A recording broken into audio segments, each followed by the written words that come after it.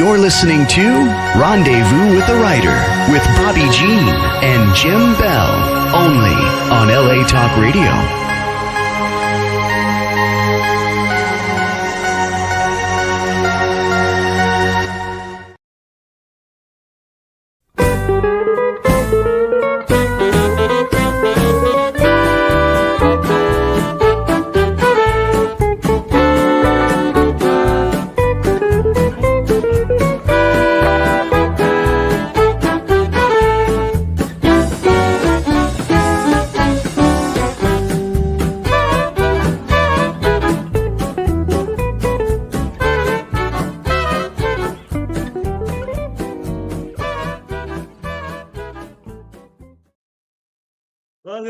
Welcome to Rendezvous with the Writer, where readers and writers meet.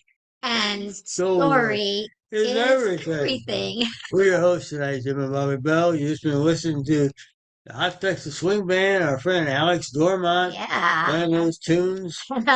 Keep getting our feet tapping, getting us ready for tonight's show. Which is what? Episode 198? It is episode 198. If you're joining us live, hello, and thank you for joining us.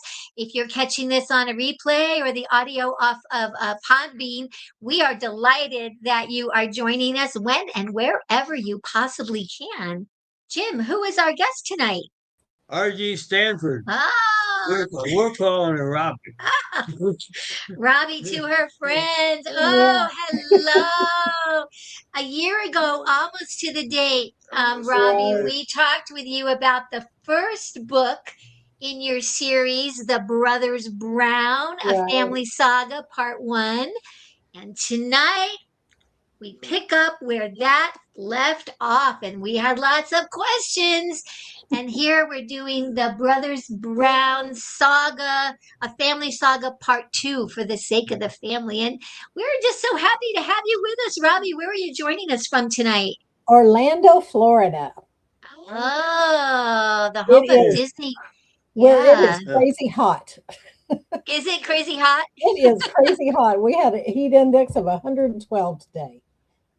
112. Oh my goodness! We win the contest. Yeah, we were maybe 100. Well, yeah. Maybe. Yeah, we're pikers compared to. Oh my goodness! Right. We are. We're so happy to have you with us. And Jim, speaking of where we are tonight, where are we tonight? Well, I'll tell you. We're in Choctaw Indian Territory in 1898, and we are to interview members of the Brown family about their family history. We are in this old house where furniture has been moved aside for dancing.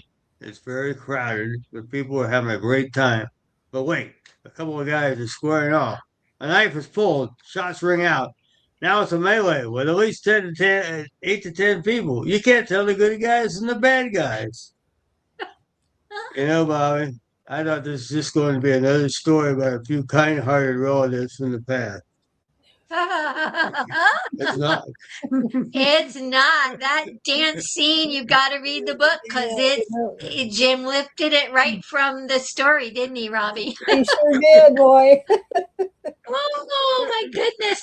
We want to take a moment, and Jim and I want to greet all of our friends and family that are watching. And Robbie, I think you also have some friends and family Hi, everybody. Yeah, hello. And we also want to do a special shout out to our really good friends and author friends at Blue Cottage Agency. We know that you are watching, very likely you are watching live. You may even want to leave us a comment or give us a hello. Just know that we will see what you comment on immediately after the show, and we will respond happily to any comments or messages that you leave us. We love that Blue Cottage friends share the broadcast, don't they, Robbie? I know they sure do. You watch. Yes, they do. Mm-hmm. We really thank you for that. Anything you'd like to add, Robbie, to that? Blue Cottage are my people. So whatever you have, and they will promote you, and they will cheer you on. And that's one thing I love so much about them. They're such great support. They are our tribe, aren't they? Yes. Well, let's see. Jim, I think we just want to jump right into maybe Robbie's bio. Well, Yeah. Bobbi was raised on the beaches of South Texas and has always been drawn to stories that transcend time. That passion was ignited in 1976 with the discovery of Anne Rice's The Witching Hour, and deepened with The Feast of All Saints just a few years later. Though historical fiction was not an immediate calling, a personal journey into genealogy changed everything. With no close relatives nearby, she turned to online sources in search of extended family.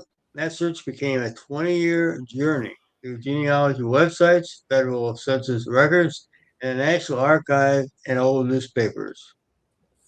She is a history lover, a research buff, and a passionate genealogy enthusiast. Welcome, Robbie. Thank you. That was And her wonderful. family, your family history made it on the printed page. I wonder what they would think about it if they were alive today. Oh my goodness. So let's just go ahead and get started with a little bit about what prompted you to research your family history? Did you get Well, started? I didn't really know who my family was. I remember meeting my grandparents a few times when I was a child. And out of curiosity, this is back when researching your family and genealogy sites and things like that was real popular. And so I thought, why not? And almost immediately, I found some amazing information about my grandparents. And I found my grandmother's birth certificate and said, oh, 1894 Indian Territory. Isn't that Right. Oklahoma? So, and that just began the search. And the more that I searched for them, the more I knew them. And so it's to my heart. Now I feel like I grew up with them. Uh-huh. And so do we. You spent 20 years. That is really a long time. Right. Yeah. Yeah. It took that long to uncover the truth of the matter. I heard bits and pieces as I was growing up about my grandmother's family, her parents, and everything was hush hush. And what I did hear was, I come to find out, was very watered down. And the more I searched, the more I realized that, boy, they lived a pretty dramatic life, even compared to today's world. And I had to write about it. When you were researching volume 2, and those of you that are joining us, you may want to go back to almost exactly a year ago, I think August 12th of 2025, when we interviewed Robbie the first time about book 1, because there was wonderful August 15th. things. August 15th. Thank you. Yeah. That must have been the pre-interview column. We had the pre-interview on the Anyway, call. that's just great. But did you, as you were doing the research, did anything jump out at you like, oh, that's a surprise? I had no idea. Everything did. The more I learned, the more amazed and surprised I was. And so I dug a little deeper and found some more crazy information. There's a wealth of information if you're willing to dig for it, and just I found one truth, and it uncovered another question or another truth. And I'm still digging on that side of the family. Wow. As we talked before, I envision you in some cases going down to the basement of a little courthouse in some little town, with a flashlight. They have no electricity in the basement, and pushing the cobwebs aside, Right. getting a hold of those records down there, looking at them one at a time and hearing little creaky noises in the corner. Actually, that's a little bit true. That's not too far from the truth. Oh, Those who would let me dig, I dug. now I think that you had shared, maybe it was the last time, but we thought it was so interesting that you even discovered gravestones that don't have what is it about gravestones that surprised you in your research? Well, they were wrong. The dates were wrong. Okay. You think all along because you see the gravestone, that born this date and died that date, and for so long I thought that a couple of my ancestors had died the same day. And come to find out that was not true. After I uncovered Ah, the truth, it was almost a year later. So ah, whoever it was that set the second stone, and I say the second stone because it's a newer stone than it would have been 150, 170 years ago, had to have been just as confused as I was. So, so they put the wrong date on there. I would And assume it happened more than once. and when I assume with some of those headstones, they have a tough time to read the inscription on them, wouldn't it? It Yeah. seems like they fade. I don't know if fade is the right word, but they They kind of weather. disappear with time. Yeah. weather, They they Well, weathered weather. like Right. we do. Right. Yeah, like we do. Yeah. Right. Yeah. Did you want to go ahead, I Jim? was just gonna say, that's a cute way you started the book. You do a Oh, notebook yes. by Melissa and Aunt Sue. They're on the Oh, trail. They're on the hunt. yes. Yes, tell us about them, and they do open and close each book. Tell us a little bit Right. about They that. do. They open and close each book. That's Aunt Sue and Melissa. Melissa is her niece. And Aunt Sue is the genealogist of the family, and she drags her niece along everywhere she goes, and her niece is her right hand, and helps her, do all of the research, carries her satchel around, and pours the coffee, and helps her read the documents, and they just go from journey to journey. Every time Sue finds new information, she calls Melissa and says, "Okay, get on a plane, and we're going to go here or there." Yeah, And yeah, and yeah, it's actually yeah. true. Sue is me, and my niece Melissa was my partner in crime. Oh, okay, okay. That's very fun. I would gather a lot of times it was probably kind of fun and interesting, finding this information and going for this information. Hmm. I thought we kind of talked a little before. You run into some people that weren't exactly helpful when it comes to helping you out here.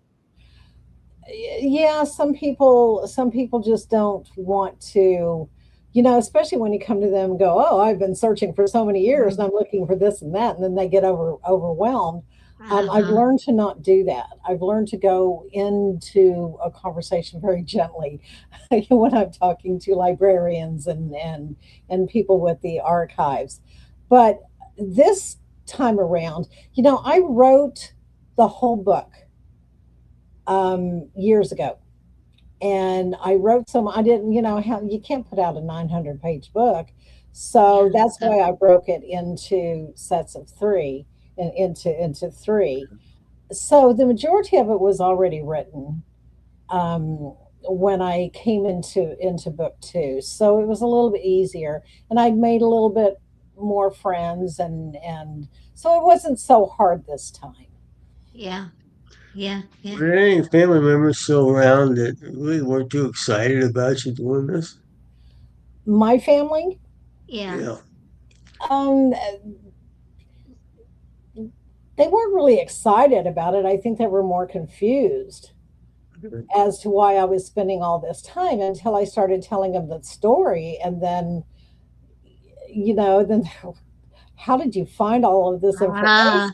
And it's because I spent all my time digging. yeah. Did you oh, I'm sorry, go ahead. Well, some people might have some secrets there that, Yeah. well, no, we don't get that. We don't want to. Yeah. Did you uncover anything that was actually embarrassing, and if you did you choose not to include it, or did you say nope? This is You know, I got to put this in there. there's a lot that's embarrassing. There's a lot that it was really hard to write some of this stuff, but I went into it determined to tell the truth, the whole truth, not leaving anything out. And that's why it ended up being almost a 900-page book, and I had to break it up because I wanted to tell the whole story. Um, a lot of it was really hard to write, but I had to, and I had to just, I just had to swallow my pride, and we want our ancestors to be these great, perfect people, and when they turn out to be flawed, and some of them very, very flawed, it's hard to wrap your mind around sometimes. But yeah, I Mhm. had to, had to write the truth. So, you get any horse thieves in your family? Any horse thieves in my family? Yeah. Oh, I don't know. My sister Wendy, if you're listening tonight, she's our family archivist. There's a story to You uncover. just might be surprised. You just look through those jail records and the prison records all around. You just might be surprised what names you come up Oh my with. gosh. Robbie, we're going to take our very first break, so don't go away. Are you a writer? Are you looking to increase your book's readership? Are you eager for a digital book tour or thinking about refreshing your author branding? Here is a word from our sponsor and dear friends, Blue Cottage Agency. They can assist you with all that and more. Don't go away. More with our special guest, Robbie Stanford, when we come back. Authors, build your readership with Blue Cottage Agency, specializing in book marketing, author branding, digital book tours, classes and workshops, one-on-one coaching, social media. Experienced, trusted, effective. Contact us today, bluecottageagency.com. Supporting writers and authors since 2009, proud sponsors of Rendezvous with a Writer.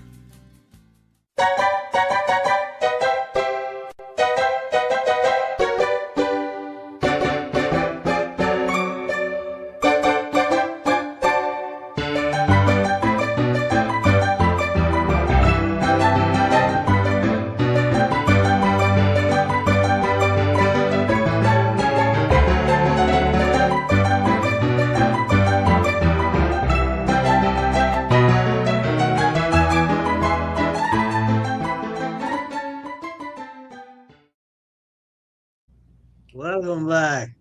You've just been hearing a little bit of original rags composed by Scott Joplin and played by piano player Dave Bourne. And you knew Dave from the Audrey, didn't you? Dave Bourne was a fabulous, fabulous piano player, and we would see him regularly at the Autry Museum. And we lost Dave a few years ago. He always played at a very popular spot in LA, the Magic Castle. And we would have visitors come into the Autry that'd say, "Oh," they'd look at Dave's CDs and they'd say, "We just heard him the other night at the Magic Castle."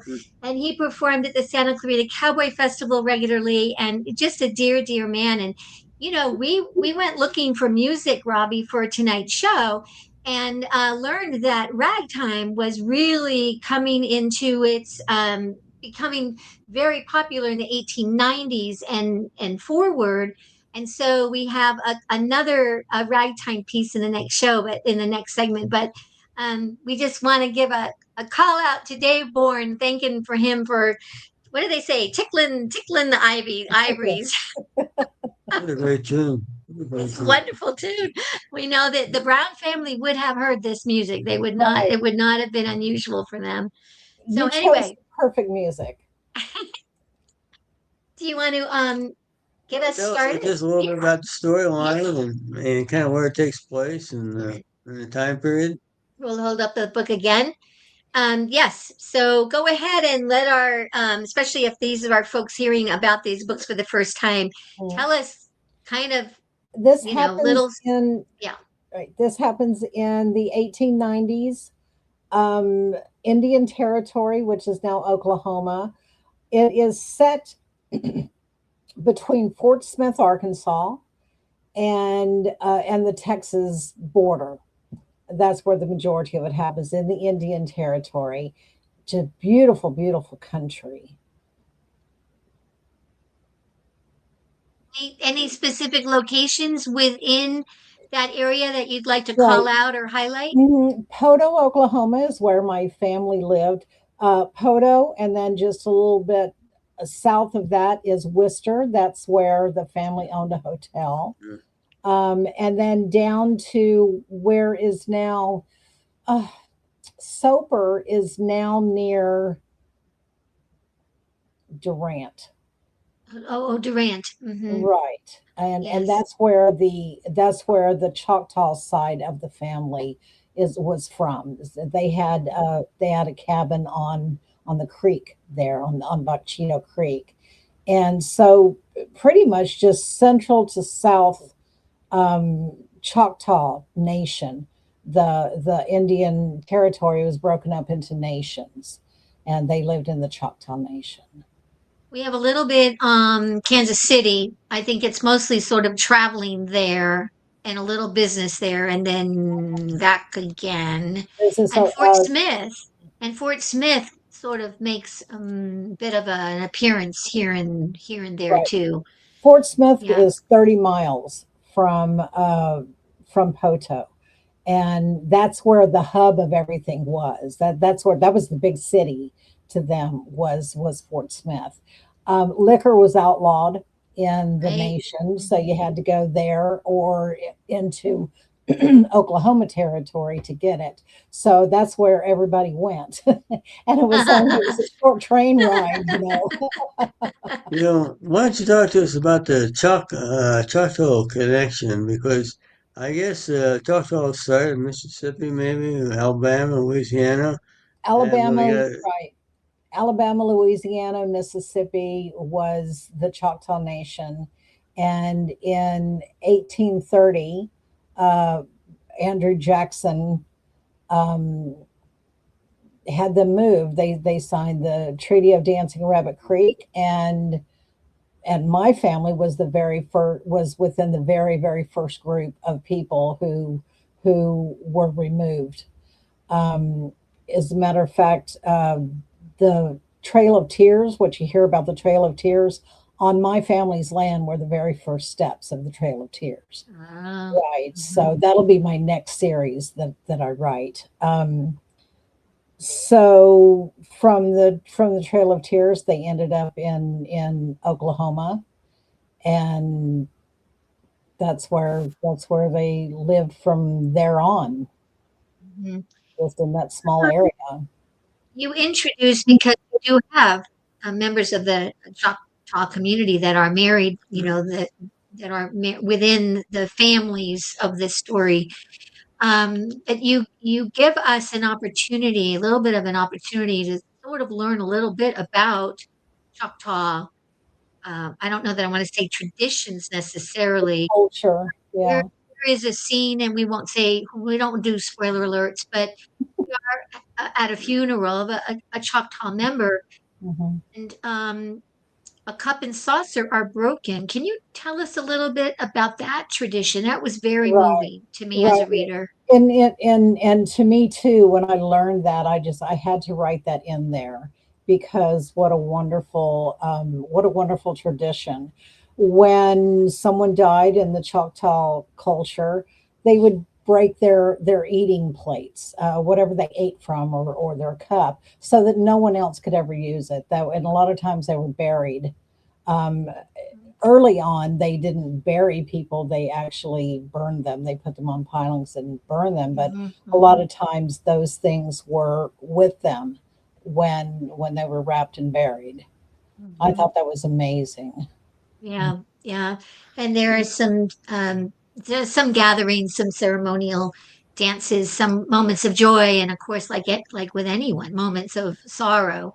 And it was just interesting having the Choctaw being part of the book, and important because they're part of your, I mean, these people are your family. Right. You know? Right. Two members of the Brown family married into the Choctaw tribe. My great grandfather, Matt, and his oldest brother, Robert, they both married into the Choctaw tribe. So I have two bloodlines that trickle down, and it was so amazing to find out about that side of the family too, because they come from chiefs and long time, what you would consider now as royalty. Royalty. That's how it came down through the Folsom clan. Yeah.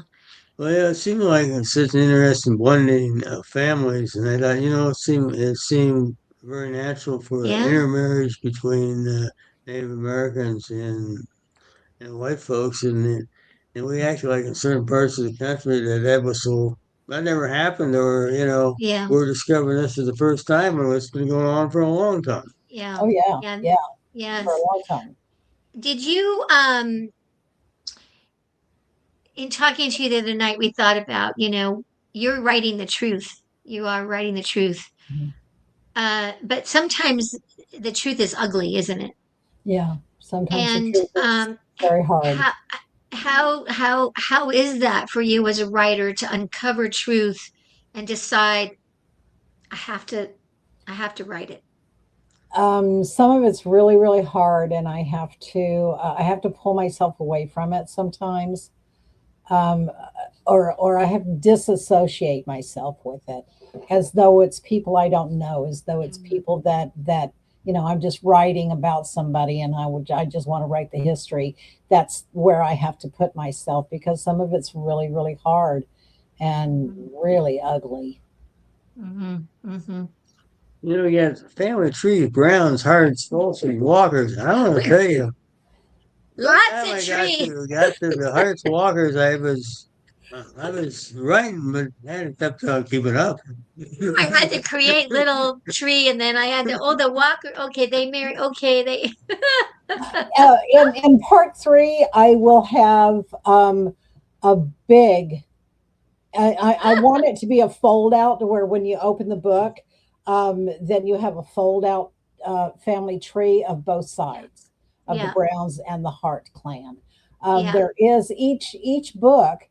I have I have the just written out on one page. This is the Brown family, starting with this, and this is the dates that death, burial and death, and then the main players of that family. And I do that for the Hart clan too, when the Hart family come into the book. But I think you're so right that it needs to be something that I want it to be like a picture that you can flip and look and see. Yes. 'Cause, boy, there's a whole lot of people in there.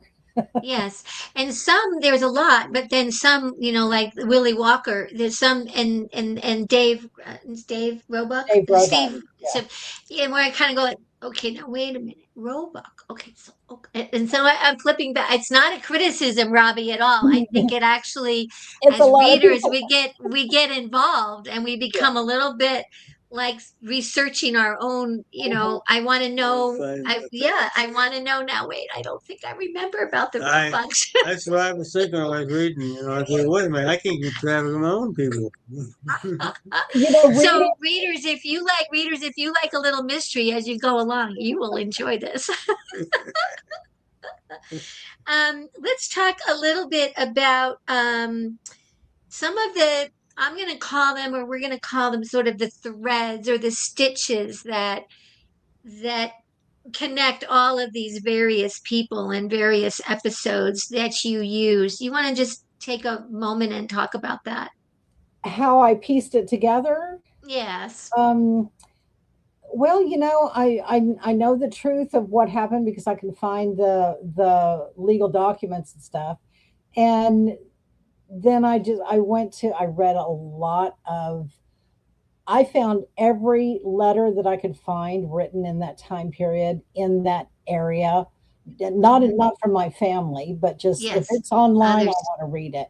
And every newspaper that I could find. Yeah. And I pieced together what was happening in the town, what was happening in the world at the time. And you make up people. Life is filled with a whole lot of people. And from the lady at the general store blocking your way to the fruit, you know. Right. Um, Right. And that's fun. That was the funnest part of it all, was making up the in between. Yes, yes. And we did mention or a little earlier that it is set, of course, in the 1890s. And one of the things I think that we enjoyed is how you deftly weave in elements of the 1890s as a reminder of kind of what's going on in their bigger world, like Sherlock Holmes. Right. You Matt, know, when the book opens, he's reading the adventures of, or whichever one, the very Sherlock, first yes, book about Sherlock Holmes, because that's when it came out. yeah. Yeah. And things like I thought this was fascinating, and it was one of my favorite scenes in the book, but the Perseid meteor shower. And Right. I thought, oh, they would. I don't know why we think that people even 100 years ago or 100 would not, yeah, would not be not. I mean, man is known, Yeah. as has looked to the skies in astronomy in amazing ways for thousands of Uh-huh. years. But that just struck me, that scene. And of course, Morris Brown, who's one of the founders, sort of the family, he still awakes, doesn't he, from Yes. um, memories of the Civil War? Nightmares of the Civil War. Right. And Yeah. yeah, that was probably the hardest part to write, was his flashbacks. Yeah. You know, you're right in there about, there's a little scene in there where we have a couple pickpockets in there, and Oh, Matt's going to come to the oh, rescue. yeah. But that's an interesting. That's one of the famous ways of picking somebody's pocket. Did you know about that, or did you research that, or did that come up in your research? I researched it. I researched Okay. it. It's a scene that I wanted. I see these scenes as a movie playing out in my head. And so I wanted Matt to do this for the guy that he ends up meeting, who invites him to play poker with him. And so I had to research, how would somebody, what does a pickpocket do?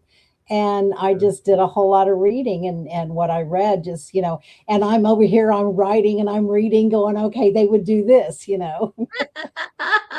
Well, that's one of my favorite scenes, and it's early in the book. And Matt, now I'm remembering that he's your direct descendant. Right. Matt is just he's a really great guy. I mean, in so many ways, he's got his demons, but just a great He does. character. Yeah. But yes, he stops that pickpocket, Yes, and yes. the gentleman who he saves a big bankroll of money clip from, invites him to join him in his train car.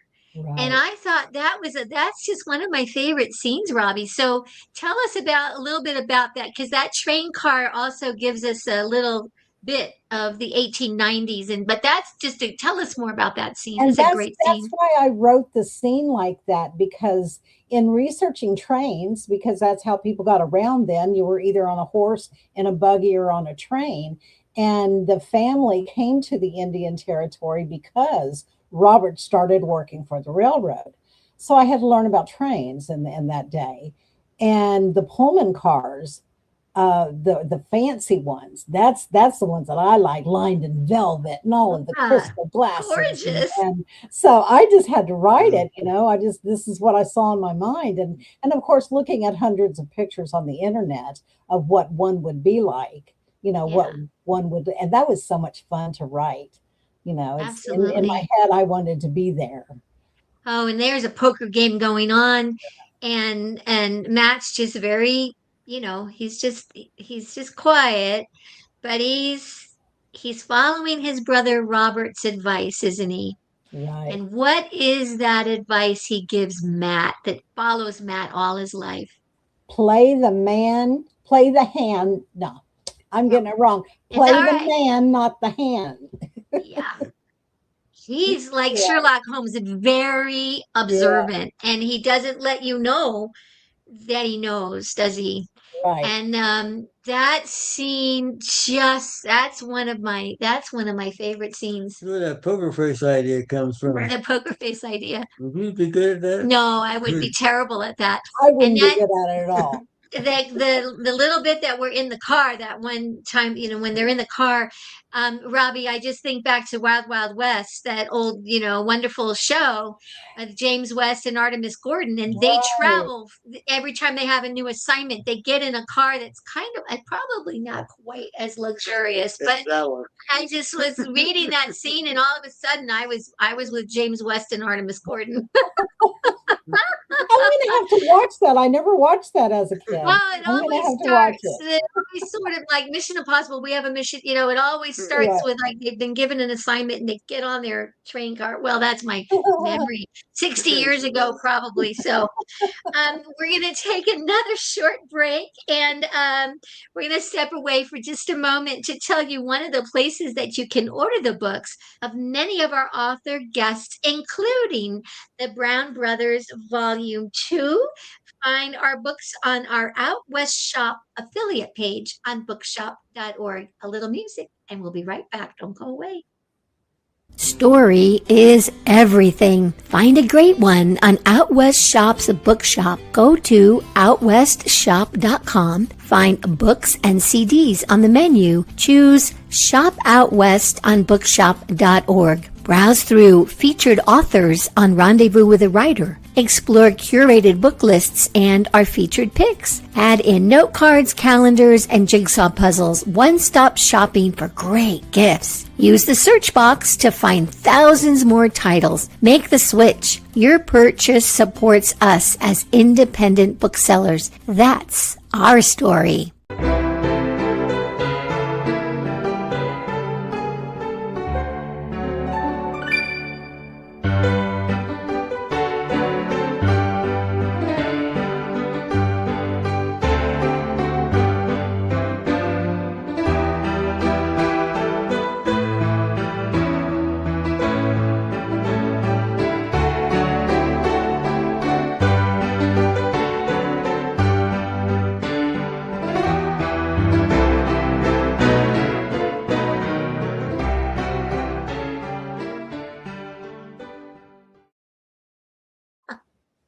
Welcome I back. love that We just music.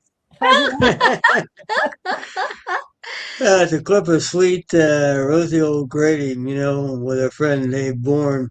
When it's playing and I was thinking, it pictures in my mind the old silent films, and that thing was playing while you have Dance Old Girl being chased with some guy with a gun, as the music is playing. Now, Bobby pointed out, she come up with a fun fact here. Sweet Rosie O'Grady was a massive vaudeville hit and the defining waltz ballad of the 1890s. It sold over 1 million copies of sheet music.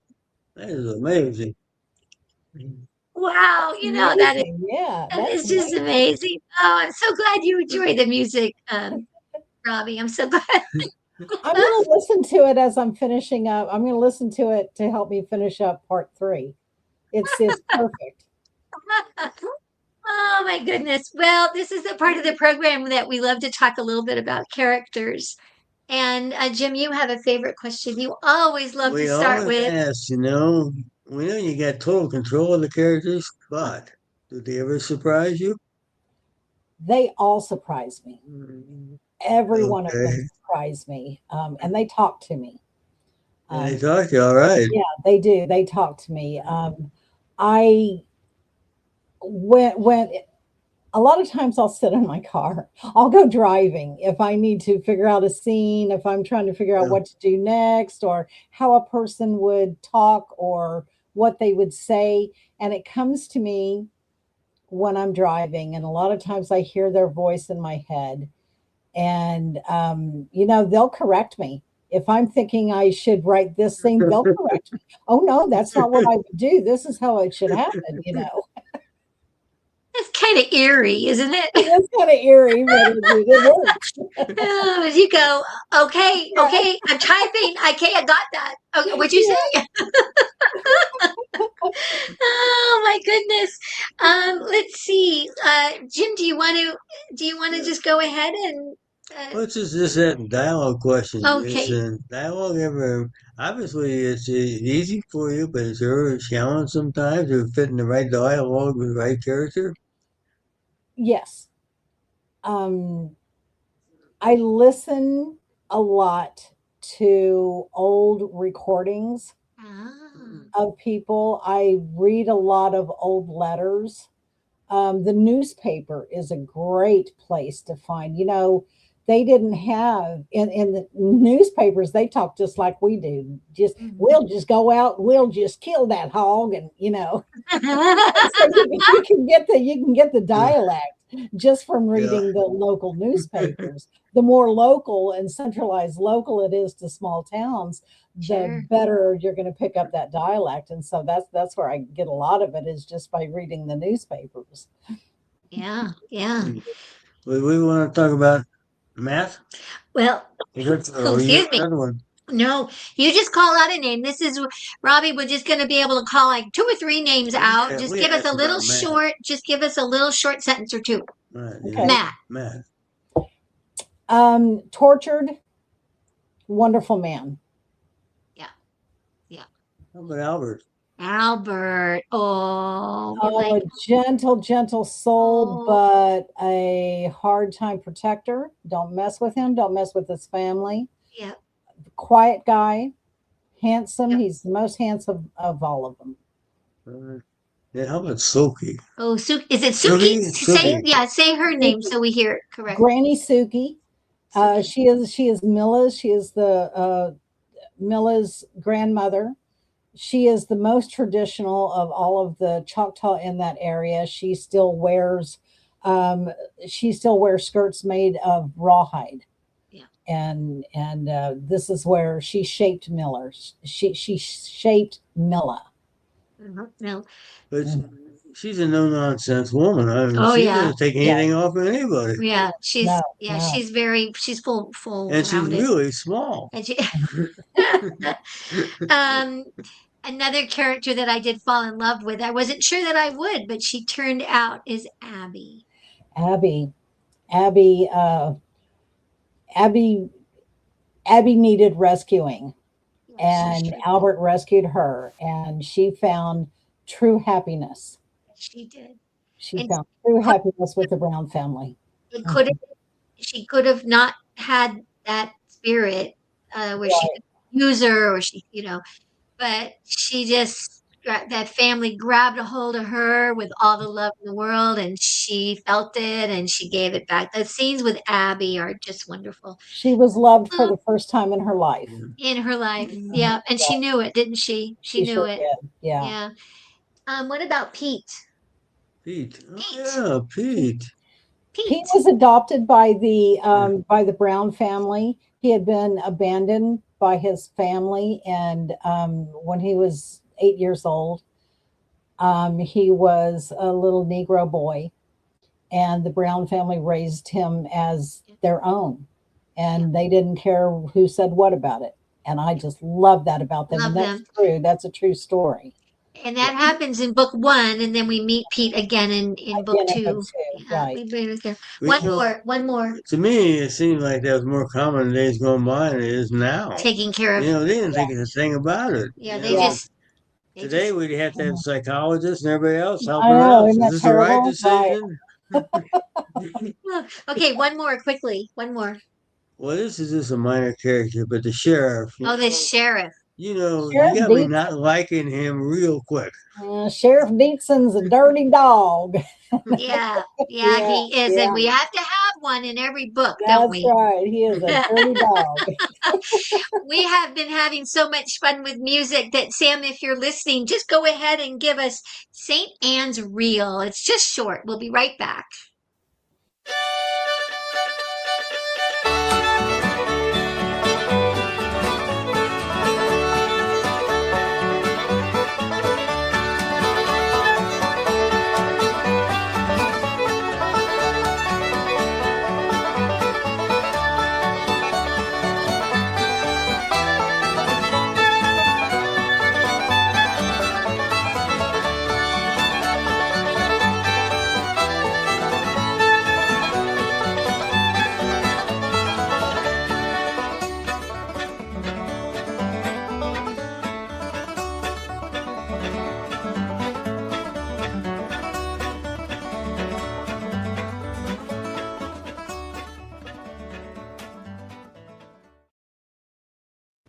St. Anne's Reel, performed by Dave Rainwater from his album Appalachian Fiddling. He's a great fiddle player.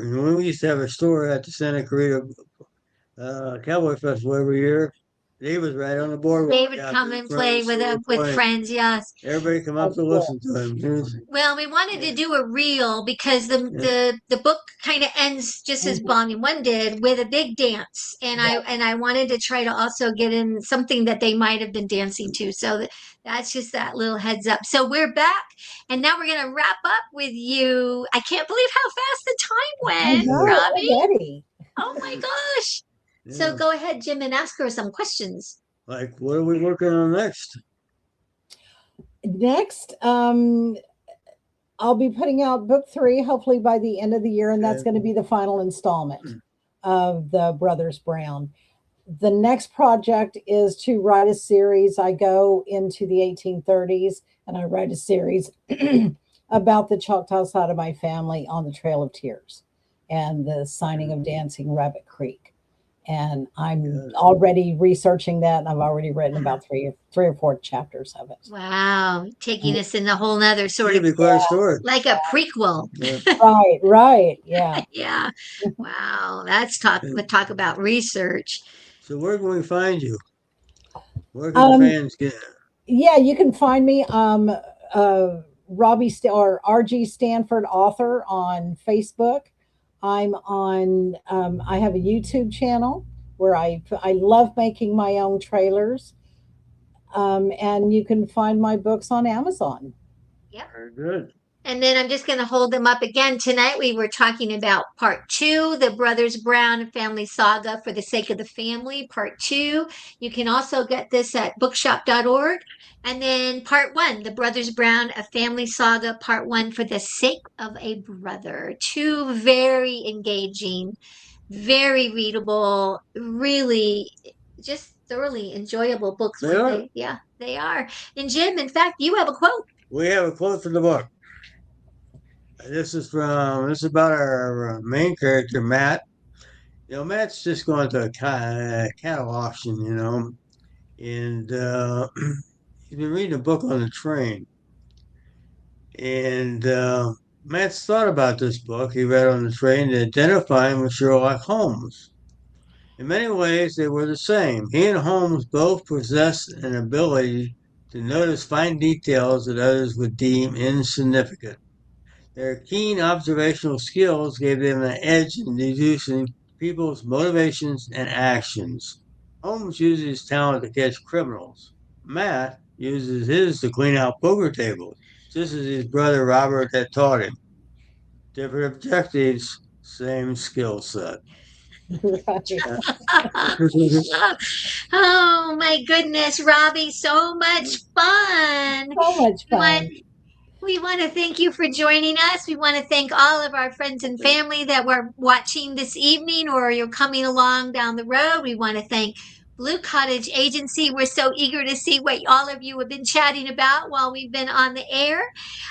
We want to thank Sam Hassan, always, LA Talk Radio's founder, our DJ again tonight, and our engineer. Our sponsor, Blue Cottage Agency, Alex Dormont, and the Hot Texas Swing Band. And next week, I can't believe it, next week's episode 199. Oh my goodness.